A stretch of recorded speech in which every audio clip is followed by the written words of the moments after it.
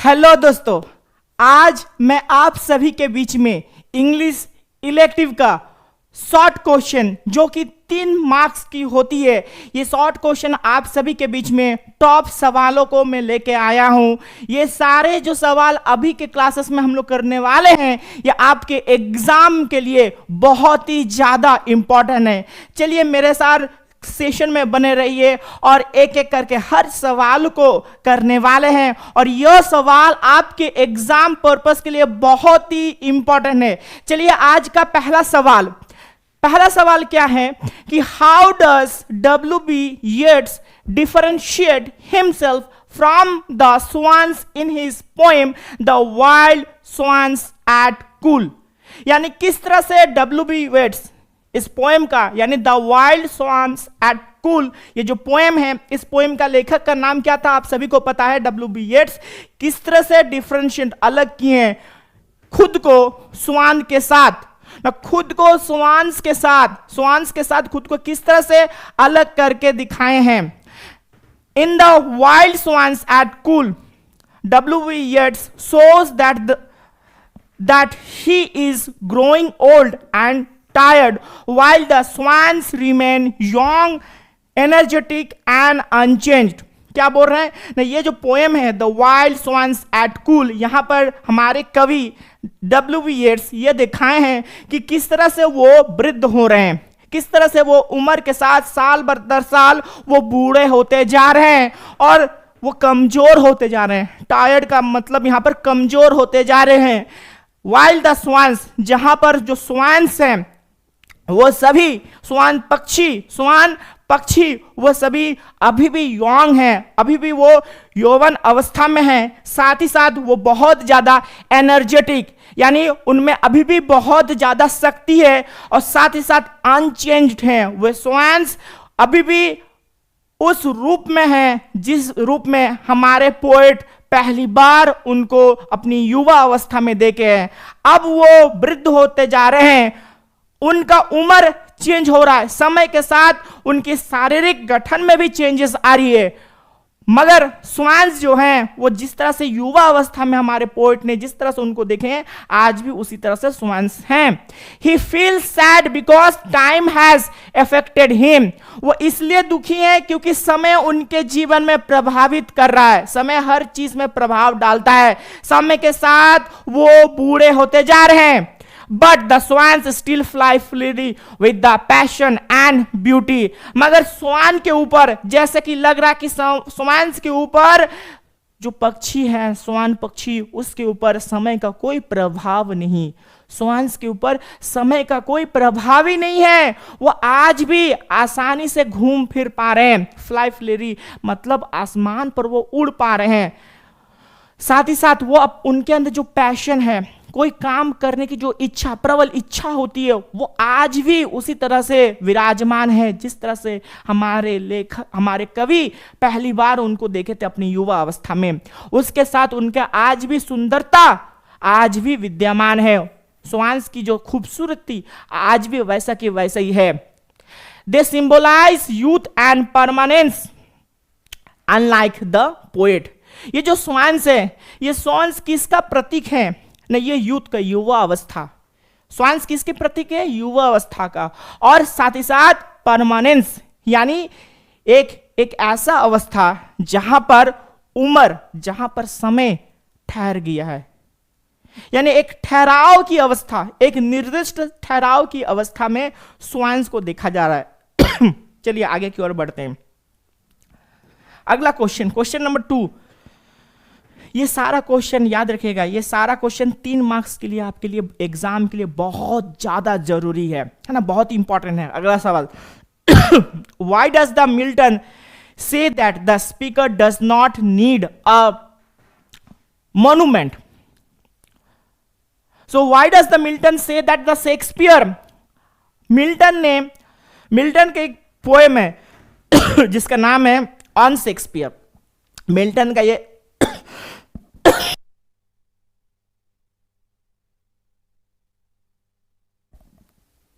Milton का एक कविता है, आप सभी पढ़े हैं, ऑन शेक्सपियर। तो ये ऑन शेक्सपियर के ऊपर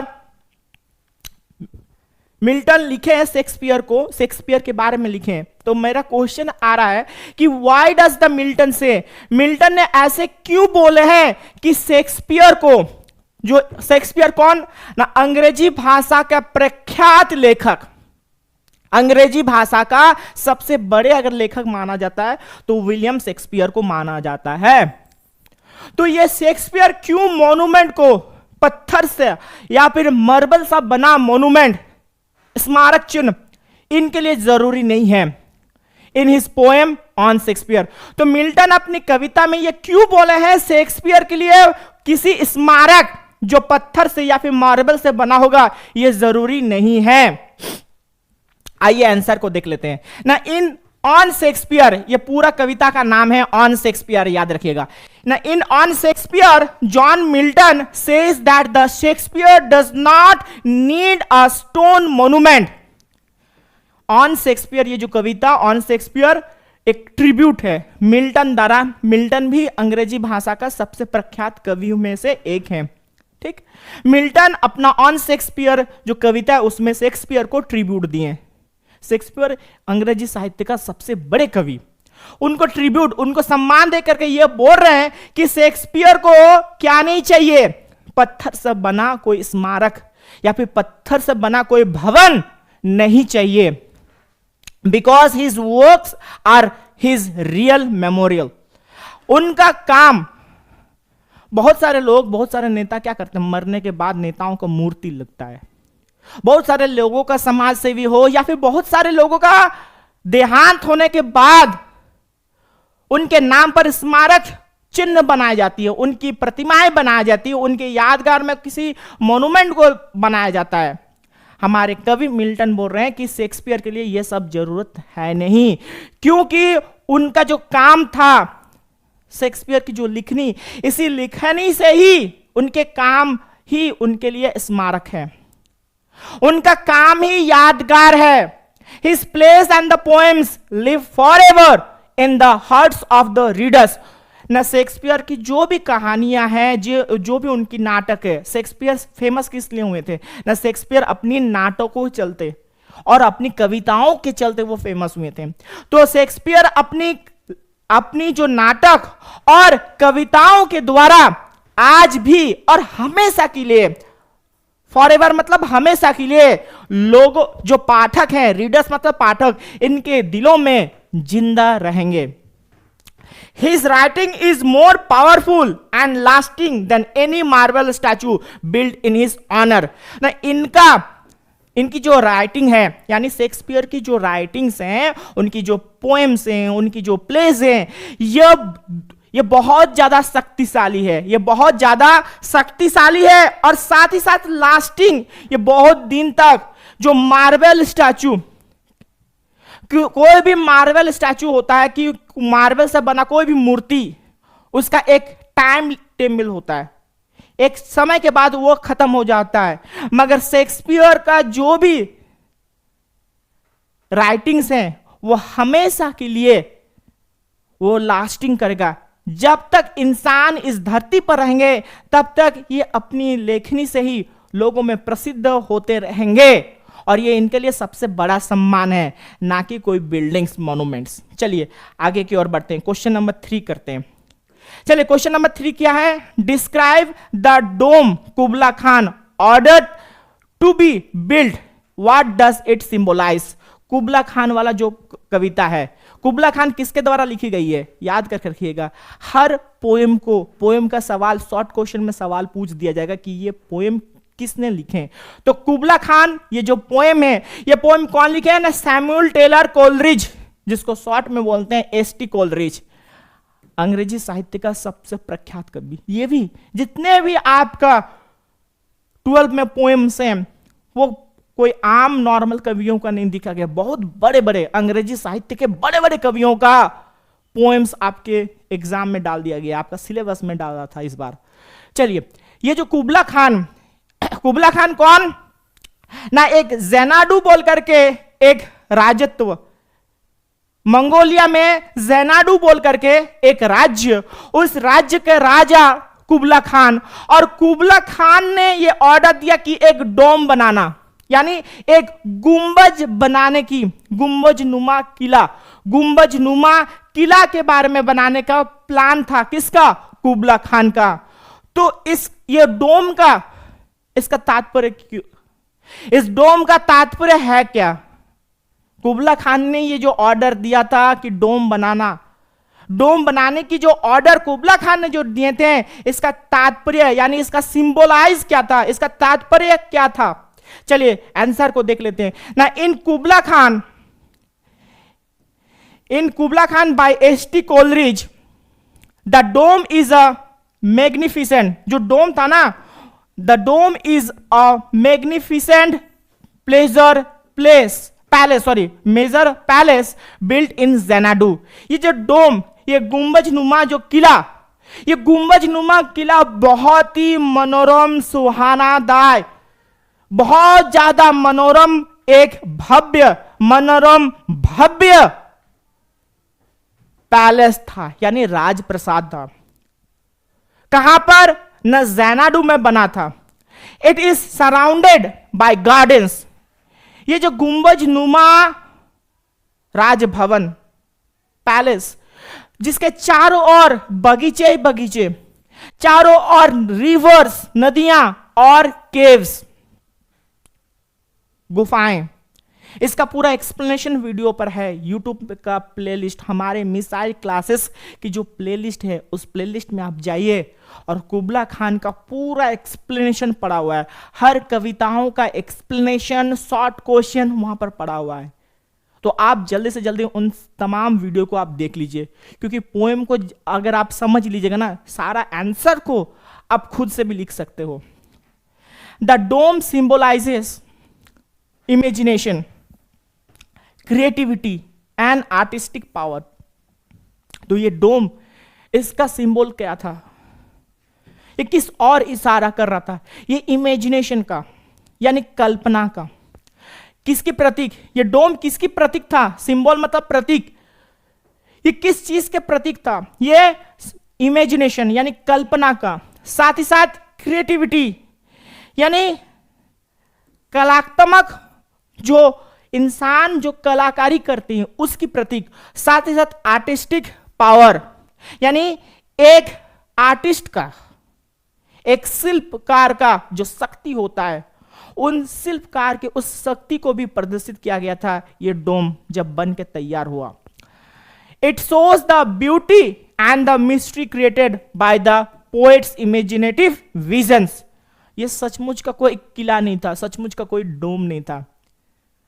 हमारे जो पोएट थे ये क्या दिखाए थे कि एक सुंदर और रहस्य कविता में ना, हमारी कवि की जो कल्पना शक्ति, उस कल्पना शक्ति के द्वारा एक सुंदर और रहस्यजनक पूरा पोएम को वो लिखे। और उस पूरे पोएम में ये जो ज़ेनाडू में जो कुबला खान जो अपना डोम के बारे में विस्तार पूर्वक समझा रहे हैं। और बहुत मजेदार बात क्या है जानते हैं? ये कुबला खान, ये एसटी कोलरिज का पूरा कविता है नहीं, ये नशे की हालत में ये कल्पना की गई थी। इसका हिस्टोरिक बैकग्राउंड यही है, एसटी कोलरिज नशा करके एक हैलुसिनेशन यानी एक कल्पना शक्ति में चले गए थे, और उस कल्पना में ये पूरे सुंदर कविताओं को वो लिख रहे थे, याद करके रखे थे कल्पना शक्ति के द्वारा। बाद में ये लिखे थे ये कविता को, मगर ये कविता पूरी नहीं है कि उनको होश आ गया था, कल्पना से वो वास्तव दुनिया में आ गए थे, इसलिए ये कविता अधूरी है, पूरा नहीं है। चलिए, और जितना भी है ये कविता जितनी भी है वो मार्वलस है। चलिए आगे की ओर बढ़ते हैं। Question number 4, what role does the caste discrimination play in the plot of the Tagore's play Chandalika. ये जो चंडालिका रविन्द्रनाथ टैगोर की है ना, कवि गुरु रविन्द्रनाथ टैगोर, बांग्ला भाषा का सबसे प्रमुख कवि हम लोग किसको बोलते हैं? रविन्द्रनाथ टैगोर। तो रविन्द्रनाथ टैगोर की लिखी गई जो प्ले है यानी जो नाटक है चंडालिका, इस चंडालिका में जो कास्ट डिस्क्रिमिनेशन है, यानी जातीय भेदभाव, जो आज के समय में भारत का सबसे बड़ा दंश ये जातिवाद भेदभाव है। तो ये जातिगत जो भेदभाव होती थी, इसका क्या रोल हमारे विश्व कवि रविन्द्रनाथ टैगोर जी का लिखा हुआ चंडालिका में दिखाया गया है ना। In Chandalika by the Rabindranath Tagore, caste discrimination is central to the story ना। कहानी का यानी जो नाटक, इस नाटक का जो मेन विषय है कास्ट डिस्क्रिमिनेशन, यानी जातिगत भेदभाव। Prakriti, an untouchable girl, feels insulted and inferior because of her caste ना। प्रकृति एक अनटचेबल गर्ल, निम्न श्रेणी, निम्न जाति की एक लड़की जिसको समाज छूता नहीं, अछूत मानता है, ठीक है ना। समाज जिसको अछूत मानता है वो हमेशा इंसल्ट फील करती है। बेचारी वो लड़की हमेशा अपने आप को अपमानित फील करती है। क्यों? लोग उसको नहीं छू रही है। एक लड़की को मान के चलिए कि आपके क्लासेस में कोई बच्चा है, कोई बच्चे को अगर कोई छूता नहीं, बात नहीं करता, तो वो अपने आप को तो अपमानित तो महसूस करेगा ना। हमको अगर कोई साथ वाला मेरा बच्चा अगर हमसे बात नहीं करेगा, हमसे छुएगा नहीं, हमसे ठीक से बात नहीं करेगा, तो मैं तो अपमानित महसूस करूंगा ही ना। तो वो अपने आप को अपमानित महसूस करती थी और इन्फीरियर यानी अपने आप को कमजोर मानती थी, क्योंकि वो एक निम्न जाति से वो थी। When a monk asked her for water, और ये monk का नाम कौन था? आनंद, गौतम बुद्ध के सबसे बड़े शिष्य आनंद जी, ठीक है ना। जो जब आनंद जी ने इनसे एक बार कुआं के सामने ये पानी भर रही थी और आनंद जी आए और इसे बोले कि पानी पिलाओ। She feels expected for the first time, पहली बार प्रकृति को सम्मान का बोध हुआ, क्योंकि कोई व्यक्ति आया उसके पास पानी मांगने के लिए। यह हमेशा नहीं होता था। The play highlights equality, self respect and the social injustice. ये जो नाटक, इस नाटक किस विषय वस्तु के ऊपर अधिकतर फोकस किया गया है? अधिकतर किस समाज के किस क्षेत्र पर ज्यादा फोकस किया गया है? यानी इक्वालिटी, समानता, इसके ऊपर। समानता क्यों जरूरी है? सेल्फ रेस्पेक्ट, आत्मसम्मान क्यों जरूरी है? और सामाजिक इनजस्टिस ना, समाज में जो इनजस्टिस होता है यानी अन्याय होता है, इन सभी के विषय के ऊपर अधिक से अधिक फोकस किया गया है। इसके ऊपर, इसकी विषय वस्तु इसी के ऊपर लिखी गई है, इन सभी विषय के ऊपर। चलिए आगे की ओर बढ़ते हैं, क्वेश्चन नंबर 5 करते हैं। क्वेश्चन नंबर 5 क्या है? देखिए क्वेश्चन नंबर 5 है, how is slavery to nature better than the slavery to man ना। किस तरह से स्लेवरी यानी गुलामी, स्लेवरी का मतलब क्या होता है? गुलामी ना। प्रकृति का गुलामी करना, प्रकृति का गुलामी करना बहुत अच्छा होता है। किससे? ना किसी इंसान का गुलामी करना, स्लेवरी टू मैन ना, किसी इंसान का गुलामी करना इससे बेहतर होता है प्रकृति की गुलामी करना ना। Slavery to nature means living according to the natural laws and accepting life changes peacefully. क्या करना ना? स्लेवरी टू नेचर का मतलब क्या होता है? प्रकृति का गुलामी करना। प्रकृति का गुलामी करना मतलब होता है प्रकृति की जो नियम है, इस नियम को, उस नियम के हिसाब से चलना, प्रकृति का नियम के हिसाब से चलना और साथ ही साथ उसको स्वीकार लेना, एक्सेप्टिंग, ठीक है। जब आप प्रकृति का नियम को, जब आप प्रकृति का नियम को आप स्वीकार लीजिएगा और प्रकृति का नियम के साथ जब आप चलिएगा, तब जाकर के आपकी जिंदगी में शांति आएगी और शांति परिवर्तन आएगी। ठीक है, आपकी जिंदगी में जो परिवर्तन आएगी, वो परिवर्तन, जो चेंजेस आएगा, वह संतोषजनक, वो शांतिपूर्ण परिवर्तन आएगा। नेचर डज नॉट इंसल्ट और डोमिनेट लाइक ह्यूमंस डू। जब आप प्रकृति का गुलामी करेंगे, प्रकृति कभी भी आपको नीचा नहीं दिखाएगी, या फिर प्रकृति कभी भी आपके ऊपर हावी नहीं होती है। जिस तरह से एक इंसान दूसरे इंसान को अपमानित करता है, एक इंसान दूसरे इंसान के ऊपर हावी हो जाता है, प्रकृति कभी नहीं करती है। Human slavery is painful and humiliating. इंसान का जब आप गुलामी करेंगे ना, तो ये बहुत ज्यादा दुखदाई होती है और ह्यूमिलेटिंग होती है। यानी कि किसी को तिरस्कार करना, किसी को अपमानित करना। जब आप इंसान की गुलामी करेंगे ना, तब आपको दर्द मिलेगा, चाहे वो मानसिक हो, चाहे वो शारीरिक हो। साथ ही साथ आप अपमानित महसूस कीजिएगा। इंसान आपको अपमानित करेगा, आपका मालिक जिसके यहां पर आप काम कर रहे हैं, वो आपको अपमानित करेगा। Therefore, being guided by the nature is better because it gives freedom, peace, dignity instead of suffering. इसलिए प्रकृति के द्वारा, अगर आप प्रकृति के द्वारा गाइडेड हो, यानी प्रकृति के हिसाब से अगर आप चलते हो, किसके हिसाब से चलना? प्रकृति, यानी प्रकृति का गुलामी करना। प्रकृति का नियम अनुसार अगर आप चलते हो, प्रकृति की जो नियम को आप समाहित कर लेते हो अपने आप में, और उसकी नियम को जब आप मान लेते हो और उसके हिसाब से जब चलते हो, प्रकृति के नियम के हिसाब से जब चलते हो, तो वो बहुत ज्यादा आपके लिए अच्छा होता है। क्यों अच्छा होता है? क्योंकि इट गिव्स फ्रीडम, ये आपको आजादी देगा, साथ ही साथ आपको शांति देगी, पीस, और इसके साथ डिग्निटी यानी आत्मसम्मान देगी, इंस्टेड ऑफ द सफरिंग।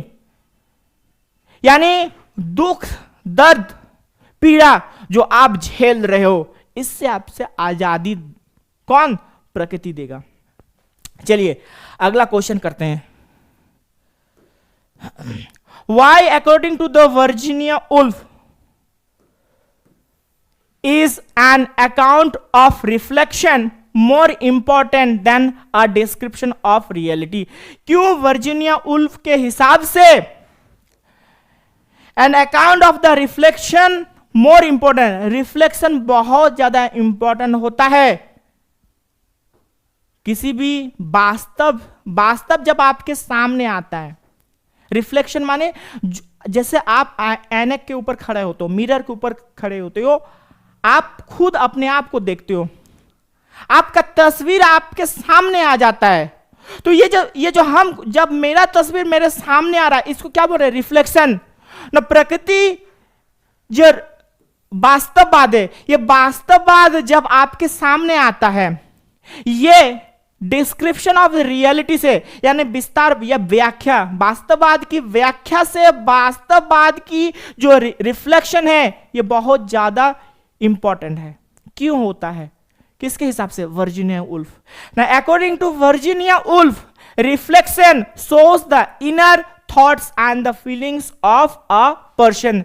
जो रिफ्लेक्शन होती है, यानी आप जो हो, आपकी जो अंदर की जो विचार, अंदर की जो भावनाएं हैं, अंदर की जो विचार हैं, वो प्रतिरूप, आप ही के जो प्रतिरूप के रूप में आपके सामने जब आती है, वो क्या दिखाती है? वो आपकी जो अंदर, आपकी सोल में, आपके जीवन के अंदर जो थॉट्स हैं, आपके अंदर की जो विचारें हैं और भावनाएं हैं, ये इंसान की दर्शाती है। यानी रिफ्लेक्शन क्या शो करती है ना? रिफ्लेक्शन आपकी अंदर की भावनाओं, आपके अंदर की जो विचार, कोई भी इंसान का, ये दर्शा देती है, ये दिखा देती है। Reality only describe outer events. Reality, वास्तववाद, जो वास्तववाद है, यानी रियलिटी है, वो आपके बाहर की जो चीज की है, यानी आपकी शरीर की जो बाहर की जो अवस्था है, इन तमाम अवस्था को दर्शाती है। इसको ये व्याख्या करती है। डिस्क्राइब का मतलब होता है व्याख्या करना। सी बिलीव्स, यानी वर्जीनिया उल्फ बिलीव करती है, true understanding comes from the exploring the mind. अगर सचमुच की अगर जो विचार है, समझ है, सचमुच के जो समझ कहां से आता है, जब आप खुद में यात्रा करते हो, यानी आप अपने खुद के दिमाग की ओर जब यात्रा करते हो ना, तब जाकर के वास्तव और जो एकदम सत्य है वो सत्य समझदारी आपके सामने आती है। Reflection reveals deeper truth about the life and the human experience. Reflection क्या करती है ना, रिफ्लेक्शन आपके अंदर की जो सच्चाई है जीवन को लेकर के, इंसानी समझ को लेकर के, इंसानी एक्सपीरियंस को लेकर के, एक इंसानी अनुभव को लेकर के, विच इज मोर मीनिंगफुली, वो और अधिक मतलब होती है और अधिक वो समझदार होती है। किससे न, सिंपल साधारण रूप से व्याख्या से वो बहुत अधिक महत्वपूर्ण होती है, बहुत अधिक वो माने होती है उसकी। चलिए आगे की ओर बढ़ते हैं। Eveline is tossed between past and future, explain her dilemma. इस सवाल को हम लोग देख लेते हैं। देखिए इविलिन बोल करके एक स्टोरी है जेम्स जॉयसी का। इविलिन कौन ना, एक 17-19 साल की एक लड़की जो अपनी पास्ट लाइफ और फ्यूचर लाइफ के ऊपर, इसकी 2 लाइफ होती है, बेसिकली इसका 3 लाइफ, वर्तमान जीवन इसमें फंसती है। 2 तरफ इसका जीवन है, एक इसका अतीत और एक इसका फ्यूचर, अतीत और भविष्य। इस अतीत और भविष्य के बीच में इसकी वर्तमान जिंदगी फंस जाती है। कैसे फंसती है और इसी को आपको व्याख्या करना है। इसकी ये जो द्वंद्व चल रही है वर्तमान और अतीत के बीच का, ये जो इनका जो वर्तमान अवस्था है, अतीत और भविष्य के बीच में जो वर्तमान अवस्था जो फंस गई है, इसके बारे में व्याख्या करना है। इविलिन अपनी पास्ट लाइफ में उसकी मदर का देहांत होता है, उसका एक भाई का देहांत होता है, छोटे छोटे बच्चे हैं, बाप शराबी है, मां को दिया हुआ वचन है कि पूरा परिवार को इकट्ठा रखेगी। वर्तमान में उसका पिताजी क्रूएल है, उसके ऊपर अत्याचार करता है, उसको ताना देता है। उसका एक भाई जो चर्च की काम में बाहर रहता है, घर की देखभाल नहीं करता है और घर की रोजी रोजगार को चलाने के लिए किसी के यहां पर काम करना पड़ता है, वो भी इसके ऊपर ताना मारती है। इसकी वो प्रेजेंट जिंदगी, भविष्य ना, वर्तमान जीवन में ही इसको एक लड़का से प्यार होता है, वो एक सेलर होता है। ये प्लान बनाती है कि उस लड़के के साथ भाग जाने का। अर्जेंटीना, ये डबलिन की थी, आयरलैंड की थी इविलिन। आयरलैंड से ये भागने की प्लान करती है कहां तक ना, अर्जेंटीना, अपने प्रेमिक के साथ, फ्रैंक के साथ। मगर एन मौके पर जब जहाज खुलता है, जहाज की सीढ़ों में ये चढ़ नहीं पाती है, जैसे ये पैरालाइज हो जाती है। वो अपने आंखों के सामने अपने लवर को देखती है कि जहाज के साथ वो चल जाता है समुद्र की आगे की ओर, मगर ये दोबारा अपने लवर के साथ नहीं जा पाती है। यही इसका जिंदगी है। In Evelyn by James Joyce, Evelyn feels confused between the staying with her family and leaving with Frank for a new life. Now, in Evelyn by James Joyce की जो स्टोरी है, यहाँ पर इविलिन कंफ्यूज हो जाती है। इविलिन को समझ में नहीं आता है, इविलिन को समझ में नहीं आता कि क्या करना है, कि अपने फैमिली के साथ, अपने परिवार के साथ रह जाना या फिर सब कुछ छोड़ छाड़ करके फ्रैंक के साथ निकल जाना एक नए जिंदगी के लिए। क्योंकि इसका जो वर्तमान जो जीवन है ना, बहुत ही ज्यादा दुखदाई है। इसकी पूरे वीडियो, इसका पूरा एक्सप्लेनेशन हम करवा चुके हैं, प्लेलिस्ट में जाइए और स्टोरी को भी आप देख लीजिए। She remembers her past duties and the promises to her mother. जब इसकी माँ, इवलिन की माँ जो डेथ बेड पर, यानी उसकी माँ जब मरने वाली थी, तब उसने अपनी माँ को प्रॉमिस की थी कुछ वचन दी थी कि ये इन फ्यूचर अपने परिवार का ध्यान रखेगी और अपनी जो अतीत की जो कर्तव्य और अपनी मां के बीच का, मां को दिया हुआ जो वचन, इस वचन को वो याद करती है। At the same time see dreams, और उसी सेम अवसर पर वो ये सोचती है कि ऑफ हैप्पीनेस अब्रॉड, बाहर की जो आजादी, इसके जीवन में सचमुच की जो आजादी मिलना चाहिए, इसके बारे में ये सोचती है। Fear and responsibility stop her from the living, इसके अंदर डर और जिम्मेदारियां इसको रोक देती है अपने परिवार को छोड़ करके जाने के लिए। चलिए अगला सवाल को देख लेते हैं। What did the Frau Frida tell the author, what is his reply? Frau Frida ना, फ्रॉफिडा ने हमारे लेखक को, हमारे ऑथर को, यानी गैब्रियल गार्सिया मार्क्वेज को क्या बताई थी? और फ्रॉफिडा कौन? एक वैसे लड़की जो प्रोफेसी करती है, जो भविष्य के बारे में बताती है। और लेखक इसका जवाब में क्या किए थे, या फिर इसका जवाब वो क्या दिए थे? In the story I sell my dreams, यहां पर छूट गया है, आई सेल माई ड्रीम होगा, ठीक है ना, ये छूट गया। आई सेल माई ड्रीम्स ये स्टोरी है। आई सेल माई ड्रीम्स ये आपकी स्टोरी है ना। I sell my dreams by Gabriel Garcia Marquez, Frau Frida tells the author that she can see dreams and predict the future. ना ये जो कहानी है I sell my dreams, Gabriel Garcia Marquez के द्वारा लिखी गई, जो फ्रॉफिडा एक ऐसी औरत जो भविष्य के बारे में देखती है, भविष्य बताती है, वो हमारे लेखक को बताए कि वो सपनों में लोगों के बारे में, लोगों की भविष्य के बारे में वो देखती है, सपनों के में देखती है कि लोगों के साथ क्या क्या होने वाला है। She advise people according to her dreams, अपने सपनों के हिसाब से लोगों को उपदेश देती है क्या करना चाहिए, क्या नहीं करना चाहिए। The author listen politely but does not fully believe her, author ने बहुत ही ध्यान से उसको समझे, मगर बहुत ज्यादा वो इसमें बिलीव नहीं किए थे। He is surprised bye her strange confidence and mysterious power. ये अपने फ्रॉफिडा का पहले इनको विश्वास नहीं होता, मगर बाद में इनका विश्वास हो जाता है ना। पहले बार वो बहुत ज्यादा सरप्राइज, बहुत ज्यादा वो चौंक गए थे, क्योंकि इसका अजीब व्यवहार से और अजीब आत्मविश्वास से। पहले अवस्था में ये चौंक गई, ये पहला अवस्था का सवाल है।